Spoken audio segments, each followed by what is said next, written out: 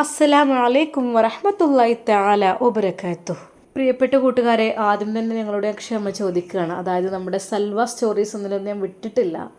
കാരണം ഞാൻ പറഞ്ഞിരുന്നു എൻ്റെ ശബ്ദമൊക്കെ ആകെ പോയിക്കണ്. അതായത് പനിയാണ്, തലവേദന, ജലദോഷം കാര്യങ്ങളൊക്കെ ആയിട്ട് നല്ല രീതിയിൽ സൗണ്ടിനൊക്കെ നല്ല മാറ്റമുണ്ട്. അപ്പോൾ എല്ലാവരും ക്ഷമിക്കണം കേട്ടോ.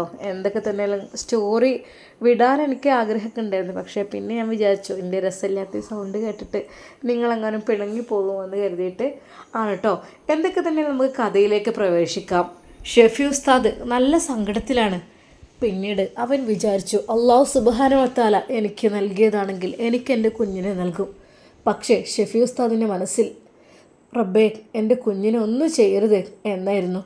അള്ളാഹ് എൻ്റെ കുഞ്ഞിനെ തന്നിട്ടാണെങ്കിലും അവൾ പോയിക്കോട്ടെ, അതായിരുന്നു ഷെഫി ഉസ്താദിൻ്റെ മനസ്സിലുണ്ടായത്. അള്ളാഹ് എനിക്കെൻ്റെ കുഞ്ഞിനെ അവൾ പ്രസവിച്ച് തന്നിട്ട് അവൾക്ക് അവളുടെ ഇഷ്ടം പോലെ എന്താ ചെയ്തോട്ടെ, അല്ലാതെ എന്ത് ചെയ്യാൻ. ഷെഫി ഉസ്താദിൻ്റെ മനസ്സിൽ അത് മാത്രമായിരുന്നു ചിന്ത.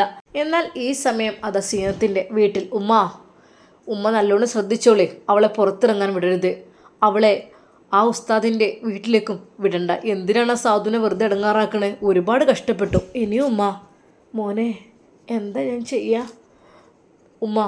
നിങ്ങൾ വിചാരിച്ചാലേ അവൾ റെഡിയാവും. പൊന്നു മോനെ അങ്ങനെ പറയല്ലേ, ഞാൻ കരുതിയാലൊന്നും ഓൾ റെഡിയാവില്ല. നേരെ അതാ അവളുടെ അരികിലേക്ക് പോകുന്നു.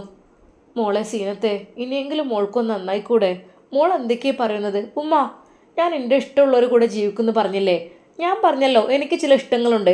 നിങ്ങളെന്താ ഇഷ്ടത്തിന് എന്നെ സമ്മതിക്കാത്തത്? ആദ്യം മുതലേ എനിക്ക് ഒത്തിരി ഇഷ്ടമാണ് എല്ലാ കാര്യങ്ങളും. പക്ഷേ നിങ്ങൾ അതിൽ നിന്നല്ല എന്നെ അകറ്റിക്കൊണ്ടുവന്നു. ഇപ്പോഴിതാ പുതിയതായിട്ട് എനിക്ക് ഒരു സ്നേഹബന്ധം ഉണ്ടായപ്പോൾ അതിനും സമ്മതിക്കണില്ല. എനിക്കെന്താ ഈ ദുനിയാവിൽ ജീവിക്കൊന്നും വേണ്ട, ഈ ലോകത്തു നിന്ന് എനിക്ക് വന്ന സ്വാതന്ത്ര്യമല്ലേ? മോളെ, നിൻ്റെ നന്മ മാത്രം നോക്കുന്നവരാണ് മാതാപിതാക്കൾ. അവരെ ഉപേക്ഷിച്ചിട്ടും നിൻ്റെ പ്രിയപ്പെട്ട ഭർത്താവിനെ ഉപേക്ഷിച്ചിട്ടും നീ എന്ത് ചെയ്യാനാണ് പോകുന്നത്? എനിക്ക് ഈ ഗർഭമൊന്നും വേണ്ട. മോളെ എന്തപ്പോൾ ചെയ്യുക? ഞാൻ എന്തപ്പോൾ അറിയാം മോളെ, ഇതിന് ഖേദിക്കോട്ടേയേ. ഈ ഖേദിച്ചാലും വേണ്ടില്ല, എനിക്ക് വേണ്ട, എനിക്ക് ഇഷ്ടമില്ലാത്ത നിങ്ങളെന്നെ നിർബന്ധിക്കണത്.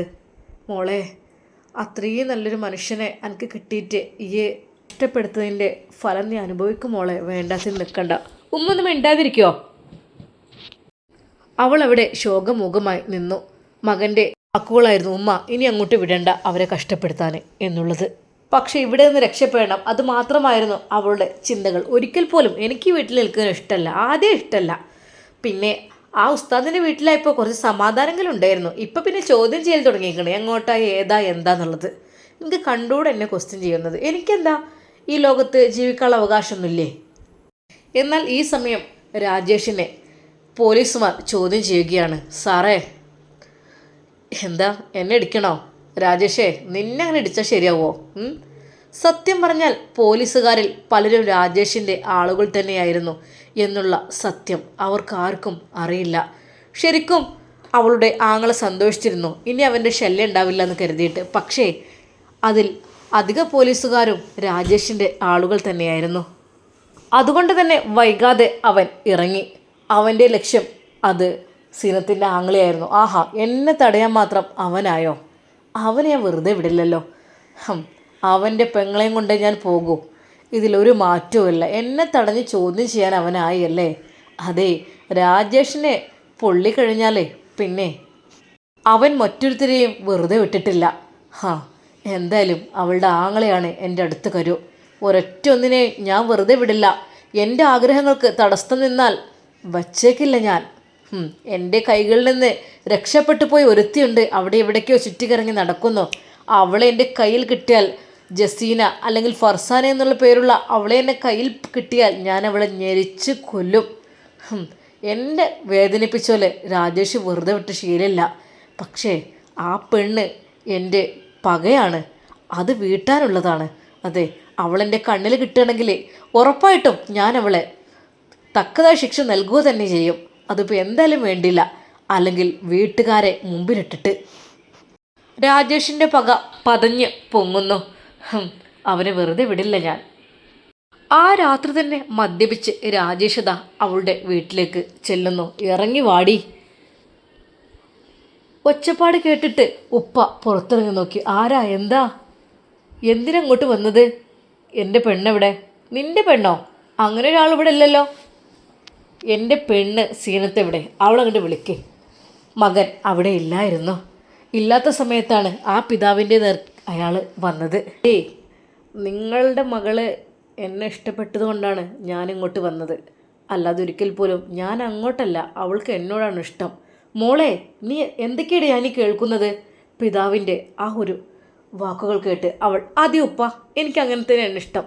എനിക്ക് അദ്ദേഹത്തിൻ്റെ കൂടെ പോകാനാണ് ഇഷ്ടം. അദ്ദേഹത്തിൻ്റെ കൂടെ ജീവിക്കുന്നതാണ് എനിക്കിഷ്ടം. സത്യം പറഞ്ഞാൽ ആ പിതാവിൻ്റെ കണ്ണുകൾ നിറഞ്ഞൊഴുകി. മോളെ, നീ എന്താ പറയുന്നത്? നല്ലൊരു ഹയറായ ഭർത്താവ് ഉണ്ടായിട്ട് നീ എന്താ അദ്ദേഹത്തെ ഒഴിവാക്കി ഇവൻ്റെ കൂടെ പോവുകയാണോ? അതെ, എനിക്കതാണ് ഇഷ്ടം. അല്ലാതെ ആ ജീവിതം എനിക്ക് ഇഷ്ടമല്ല. ഞാൻ ആഗ്രഹിക്കുന്നത് ഇങ്ങനെയാണ്. പെട്ടെന്ന് ഉമ്മ അവിടെ മുഖം നോക്കി ഒന്ന് പൊട്ടിച്ചു. ഒന്ന് പോടി, എന്തൊക്കെയാണ് ഇജി പറയുന്നത്? ഇങ്ങനെയൊരു മകളില്ലാതിരിക്കരുത് നല്ലത്. എന്തൊരു സാധനമായി പോയി റബ്ബേ, ഇവളുടെ വാക്ക് കേട്ടില്ലേ? ഇതിനാണ് ഞാൻ പെറ്റ് പോറ്റി ഇത്ര വളർത്തിയുണ്ടാക്കിയത്. പഠിച്ചോനെ, എന്തൊക്കെയാണ് ഞാൻ കേൾക്കുന്നത്? അവളുടെ ആഗ്രഹം അങ്ങനെയാണെങ്കിൽ അത് നടന്നോട്ടെ. പക്ഷേ മോളെ, നീ ഖേദിക്കും. ഇത് ഒരിക്കലും തെറ്റായതാണ് നീ ചെയ്യുന്നത്. ഒരിക്കൽ പോലും നിനക്ക് നല്ലതല്ല. അകത്ത് കയറിപ്പോടി. പിതാവിൻ്റെ ആ ഒരു ഉപദേശം കേട്ട് അവൾ പറഞ്ഞു, ഇല്ലപ്പാ, എനിക്ക് ഒട്ടും ഇഷ്ടമല്ല ഷെഫി ഉസ്താദിൻ്റെ കൂടെയുള്ള ജീവിതം. എനിക്ക് ഇദ്ദേഹത്തെ ഇഷ്ടം. പോടി അങ്ങോട്ട്. പറയിപ്പിക്കാൻ വേണ്ടിയിട്ട് ഉപ്പയുടെ കയ്യിൽ കിട്ടിയ ഒരു വടിയെടുത്ത് അവളെ തലങ്ങും വിലങ്ങും അടിച്ചു. ഇനി ഈ വാക്ക് നീ അങ്ങ് ഉച്ചരിക്കുമോ? ഇനി നിൻ്റെ വായിൽ നിന്ന് വരുന്നതെന്ന് കാണട്ടെ. ഞാൻ എങ്ങോട്ടും നിന്നെ വിടില്ല. പൂട്ടി ഞാനിടും. ഉപ്പ അവളെ റൂമിലേക്കിട്ട് പൂട്ടി. രാജേഷ് കണ്ണും ചുവപ്പിച്ചുകൊണ്ട് അവർ നോക്കുന്നു. അതേ, നിങ്ങളെൻ്റെ പെണ്ണിന് എന്താ ചെയ്യുന്നത്? വീഡിയോ കത്തിക്കും. പറഞ്ഞതെന്ന് വേണ്ട. ഞാൻ പോലീസിനെ വിളിക്കൂട്ടോ. ഇപ്പോൾ ഇങ്ങനത്തെ തോന്നിയാസത്തിന് പോലീസ് വിളിക്കങ്ങോട്ട്. പോലീസിനെ വിളിക്കാനാണ് പറഞ്ഞത്. ഞങ്ങളുടെ വീട്ടിൽ നിന്ന് ഇങ്ങനെ കള്ളു കുടിച്ച് ബഹളം വെക്കാൻ പാടില്ല. എൻ്റെ പെണ്ണിന് വേണ്ടി പിന്നെ ആരുടെ മുമ്പിലേക്ക് ഞാൻ വരും? അതും കൂടെ പറഞ്ഞതാ. രാജേഷ് സത്യം പറഞ്ഞാൽ കാണുമ്പോൾ തന്നെ അവനെ ഭയമാണ്. കഴുത്തിലൊരു മാലയും ഒരു ചെങ്ങലയും കൈമലും ചെങ്ങലയും മാലയും കാതും കുത്തി ശരിക്കും ഒരു കാഫിർ ഭൂതത്തെ പോലെയായിരുന്നു അവൻ്റെ ആ രൂപം. ഉപ്പ വിചാരിച്ചു, പഠിച്ചോനെ, ഈ ഒരു പെണ്ണിനെ ഈ ഒരു ഹലാക്കിനുള്ളിൽ കിട്ടിയത് വേറെ ആരും കണ്ടില്ലേ? പാവം, എൻ്റെ മരുമകൻ എത്ര വിഷമിക്കുന്നുണ്ടാവും. ഇറങ്ങിപ്പോകുന്ന നിനക്ക് നല്ലത് ഈ വീട്ടിൽ നിന്ന്. ഞാൻ ആളുകളെ വിളിച്ചു കൂട്ടും. അപ്പോഴേക്കും ഉമ്മയും ഉപ്പയും ഫോൺ ചെയ്ത് ഓരോരുത്തരെ വരുത്തി. ഇക്ക, നിങ്ങൾ പോലീസിനെ വിളിച്ചോ? വിളിച്ചിട്ടുണ്ട്. പക്ഷേ പോലീസ് അത്ര പെട്ടെന്ന് എത്തിയില്ല. നാട്ടുകാർ ഓടിക്കൂടി. എന്താ സംഭവം? ഇതാരാ? ഇത് വലിഞ്ഞു കയറി വന്നാണ്. അല്ല, എൻ്റെ പെണ്ണ് ഇതിനകത്തുണ്ട്. എൻ്റെ പെണ്ണാണ് സീനത്ത്. അവളെ കൊണ്ടുപോകാൻ വേണ്ടിയിട്ടാണ് ഞാൻ വന്നത്.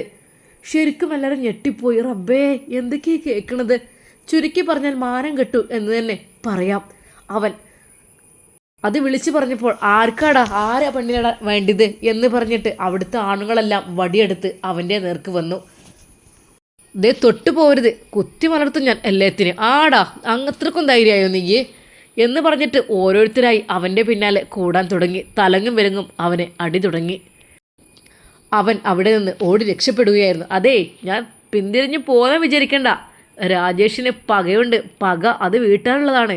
എൻ്റെ പെണ്ണിനെയും കൊണ്ട് ഞാൻ പോവൂ, പറഞ്ഞില്ലെന്ന് വേണ്ട. അത് പറഞ്ഞുകൊണ്ടാണ് അവൻ തിരിഞ്ഞു പോയത്. ഞങ്ങളുടെ മകളുടെ ഭാവി തികച്ചും വ്യത്യസ്തമാണ് എന്നറിഞ്ഞ മാതാപിതാക്കൾ, ഇക്ക, നമ്മൾ എന്ത് ചെയ്യാൻ? അത്രക്ക് കാഫിറായ പെണ്ണായി പോയോ? എനിക്കറിയുന്നില്ല. നേരെ സീനത്തിൻ്റെ അരികിലേക്ക്. എവിടുന്നാണ് ഇതിനെ കണക്കഞ്ചക്കനെ കിട്ടിയത്? പറയടി.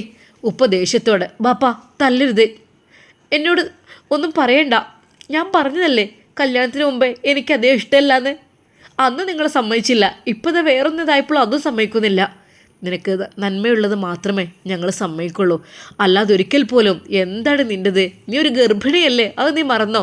ഗർഭിണി കൊല്ലണം, അതാണ് വേണ്ടത് കുഞ്ഞിനെ. സത്യം പറഞ്ഞാൽ ഉപ്പയും ഉമ്മയും അത് കേട്ടപ്പോൾ തികച്ചും ഞെട്ടിപ്പോയി. അതെ, തൻ്റെ മകൾ ഒരിക്കൽ പോലും ഹിദായത്തുള്ളവരല്ല. അവൾ മറ്റുള്ള രീതിയിലേക്കാണ് പോകുന്നത്. റബ്ബേ, എന്തു ചെയ്യാ? ഞങ്ങളുടെ മകളുടെ ഭാവി. ആ ഉമ്മയും ഉപ്പയും അതായിരുന്നു വിചാരിച്ചത്. എടീ, നമ്മൾ എന്ത് ചെയ്യും? ഷെഫിനോട് എന്ത് പറയും? അവൻ വിളിക്കുമ്പോൾ എന്ത് പറയും?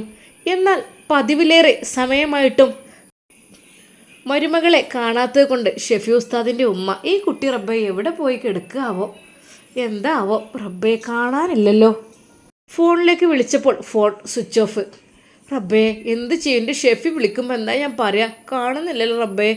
നേരെയതാ ഉമ്മയുടെ ഫോണിലേക്ക് വിളിക്കുന്നു സീനത്തിൻ്റെ. ഹലോ, അസ്സലാമു അലൈക്കും.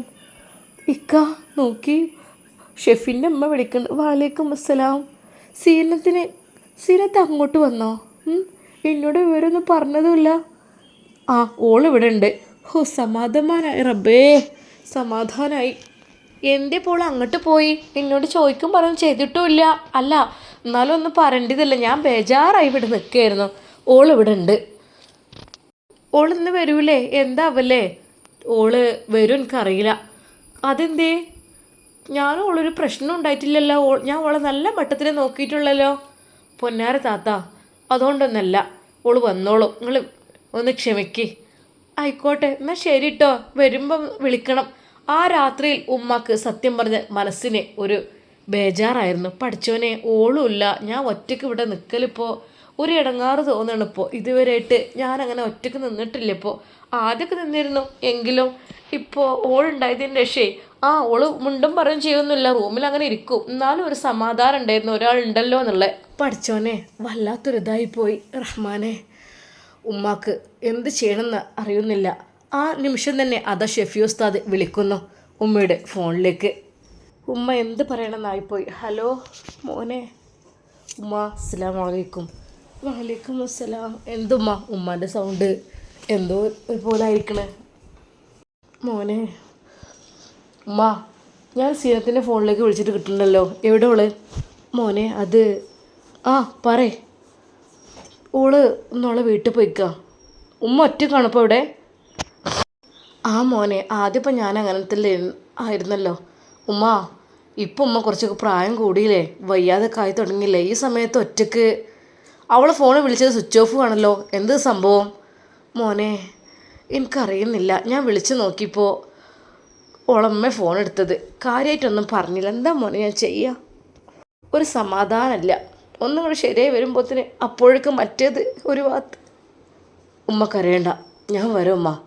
വേണ്ട മോനെ, നീ വന്നിട്ടെന്താ, എനിക്കിത് ദുരിതം കാണാൻ. ഉമ്മ സാരല്ല ഉമ്മ, ഞാൻ ലീവ് എടുക്കട്ടെ. വേണ്ട മോനെ, എൻ്റെ കുട്ടി അവിടെ നിൽക്കുന്നിടത്ത് അവിടെ നിന്നോളേ. എൻ്റെ പണിയും കാറുമായിട്ട് ഇജ്ജ് അവിടെ നിന്നോ, അല്ലാതെ ഇവിടെ വന്നിട്ടെന്താ അന്നെ ഒരാളും. ഉമ്മാക്ക് സങ്കടമായിരുന്നു. പഠിച്ചോനെ എൻ്റെ കുട്ടിയൊരു പെണ്ണ് കെട്ടി നോക്കിയപ്പോൾ ഓനക്കും എൻ്റെ ജീവിതത്തിലൊരു സുഖവും കാര്യങ്ങളും ഇല്ല. ഷെഫി ഉസ്താദിന് അതൊന്നുമല്ലായിരുന്നു, സീനത്തിന് വെറുക്കപ്പെട്ട് കഴിഞ്ഞു എന്ന് തന്നെ പറയാം. പഠിച്ചോനെ എൻ്റെ കുഞ്ഞ് അതിനെ വിചാരിച്ചിട്ടെങ്കിലും അവൾക്കൊന്ന് എൻ്റെ റബ്ബേ. നേരെ അതാ സീനത്തിൻ്റെ ആങ്ങളുടെ ഫോണിലേക്ക് ഷെഫി ഉസ്താദ് വിളിക്കുന്നു. ഷെഫി ഉസ്താദിൻ്റെ ആ ഒരു നമ്പർ കണ്ടപ്പോൾ ആങ്ങളയുടെ ഉള്ളൊന്ന് പിടഞ്ഞു. എങ്കിലും ഫോൺ എടുത്തു. ഹലോ അളിയ, അസ്സലാമു അലൈക്കും. വലൈക്കും അസ്സലാം. എന്തൊക്കെയുണ്ട്, സുഖല്ലേ? സീനത്ത് ഫോൺ സ്വിച്ച് ഓഫ് ആക്കി വെച്ചേക്കാണ്. പിന്നെ ഓളവിടെ ഇല്ല, വീട്ടിലാണെന്ന് പറഞ്ഞപ്പോഴേ അതുകൊണ്ടാണ് ഞാൻ വിളിച്ചത്. അത് ശരി, അങ്ങനല്ലേ. അവൾ വീട്ടിലെത്തിയിട്ടുണ്ട്. ഇൻഷാ അല്ലാ നാളെ മറ്റന്നാളൊക്കെയാണ് കൊണ്ടായി കൊടുത്തോണ്ട് ഞാൻ. കേട്ടോ, ഒന്നും വിഷമിക്കണ്ട കേട്ടോ. അളിയ എനിക്ക് ഒന്നുമല്ല, അവൾ പ്രഗ്നൻ്റാണ്. അപ്പോൾ ഈ ഒരു സമയത്ത് അളിയങ്ങളൊന്നും കൊണ്ട് വിഷമിക്കല്ലേ, അതൊക്കെ ഞാൻ റെഡി ആയിക്കോളാം, ഒന്നും കുഴപ്പമില്ല കേട്ടോ. ഇൻഷാ അല്ലാ. അങ്ങനെ അത് ഷെഫി ഉസ്താദ് ഫോൺ കട്ടാക്കി. പഠിച്ചോനെ റബ്ബേ, ഇവൾക്കെന്താ പറ്റെന്നെ വേണ്ടാതായി പോയോ അറിയില്ല. റബ്ബേ, എന്നെ ദുനിയാവിൽ സ്നേഹിക്കാൻ ആരുമില്ല. ആദ്യം ഫർസാന, അതെ ജസീല, അവളെ ഞാൻ ജീവന തുല്യം സ്നേഹിച്ചു. അവൾ ഇറങ്ങിപ്പോയി. പക്ഷേ എന്ത് ചെയ്യാൻ, ഇപ്പോഴിതാ സീനത്ത് ഞാൻ നിക്കാഹ് കഴിച്ച് ഗർഭിണിയായി കഴിഞ്ഞു. അവളും ഇപ്പോൾ എന്നോട് റബ്ബേ, എനിക്ക് ദുനിയാവിൽ പെണ്ണില്ലേ, എൻ്റെ എല്ലാവരും എന്നെ ചതിച്ചു പോകണ്ട റബ്ബേ, എനിക്കെന്തിനാ റബ്ബേ ദുനിയാവിൽ ഇത്രയധികം. അള്ളാഹുവേ, എനിക്ക് മരണം ഹൈറാണെങ്കിൽ എനിക്ക് നീ മരണം വിധിക്ക്, ജീവിതം ഹൈറാണെങ്കിൽ എനിക്ക് നീ ജീവിതം നൽകല്ല. ഷെഫി ഉസ്താദ് ആ നിമിഷവും അങ്ങനെയായിരുന്നു ഓർമ്മ വന്നത്. തൻ്റെ പ്രിയപ്പെട്ട ഉമ്മയെ ആലോചിക്കുമ്പോൾ ജീവിക്കണമെന്ന് തോന്നും. പക്ഷേ ഭാര്യയെ വിചാരിക്കുമ്പോൾ തോന്നും, റബ്ബേ ഈ ദുനിയാവ് എന്തിനെന്ന്. അല്ലാ, എൻ്റെ ഉമ്മാക്ക് വേണ്ടിയാണെങ്കിലും ഞാൻ ജീവിച്ചോളാം, എനിക്ക് ആരും വേണ്ട. അല്ലാ, നീയുണ്ടല്ലോ, നീ മാത്രം മതി. ഷെഫി ഉസ്താദ് കരഞ്ഞുകൊണ്ട് പ്രാർത്ഥിച്ചു. പക്ഷേ അപ്പോഴും ഷെഫി ഉസ്താദിൻ്റെ മനസ്സിൽ അത് മാത്രമായിരുന്നു ചിന്ത. അതെ, ആ പൊന്നു എൻ്റെ കുഞ്ഞ്, എൻ്റെ രക്തത്തിൽ പിറക്കാതിരിക്കുന്ന ആ കുഞ്ഞിനെ അവൾ എനിക്ക് തരുമോ? ആ കുഞ്ഞിനെ അവൾ കൊല്ലുമോ? റബ്ബേ, അവൾക്ക് നല്ല മനസ്സ് കൊടുക്കല്ല. ആ കുഞ്ഞിനെ തന്നിട്ട് അവൾ പോയിക്കോട്ടെ. അല്ല, എനിക്ക് അത്രക്കും ഇഷ്ടമാണ്. എനിക്കൊരു കൂടപ്പിറപ്പില്ല. എനിക്ക് കുഞ്ഞുണ്ടാകാതെ പറഞ്ഞപ്പോൾ വളരെയധികം സന്തോഷം തോന്നി. റബ്ബേ, ആ കുഞ്ഞിനെ തന്നിട്ട് അവൾ പോയിക്കോട്ടെ, ആരുടെ കൂടെ വേണമെങ്കിലും. ഷെഫി ഉസ്താദ് അതാണ് പടച്ച റബ്ബിനോട് പ്രാർത്ഥിച്ചത്. ഇൻഷാ അല്ലാ, എന്തായി തീരും സീനത്തിൻ്റെ ജീവിതം? അവൾ അവൻ്റെ കൂടെ പോകുമോ അതോ വീട്ടിൽ തന്നെ നിൽക്കുമോ? ഇൻഷാ അല്ലാ, നമുക്ക് കാത്തിരുന്ന് കാണാം. അതുവരേക്കും എല്ലാവർക്കും അസ്സലാമു അലൈക്കും വറഹ്മത്തുള്ളാഹി. പ്രിയപ്പെട്ട എൻ്റെ കൂട്ടുകാരെ, ശബ്ദമൊക്കെ വല്ലാതെ അടഞ്ഞു പോയിട്ടൊക്കെ ഉണ്ട്. അപ്പോൾ എല്ലാവരും പ്രാർത്ഥിക്കുക. നല്ല തലവേദനയുണ്ട് കേട്ടോ. പക്ഷെ നിങ്ങളുടെ മുമ്പിലേക്ക് ഈ കഥ എത്തിക്കാൻ വേണ്ടിയിട്ടാണ് ഞാൻ ചെയ്യുന്നത്. എന്തൊക്കെ തന്നെയാലും എല്ലാവരുടെയും പ്രാർത്ഥന പ്രതീക്ഷിക്കുന്നു. നിങ്ങൾക്കും എൻ്റെ പ്രാർത്ഥന ഉണ്ടാകും ഇൻഷാ അല്ലാ. അപ്പോൾ എല്ലാവർക്കും ഒരിക്കൽ കൂടി അസ്സലാമു അലൈക്കും വറഹ്മത്തുള്ളാഹി തആല വബറകാതുഹു.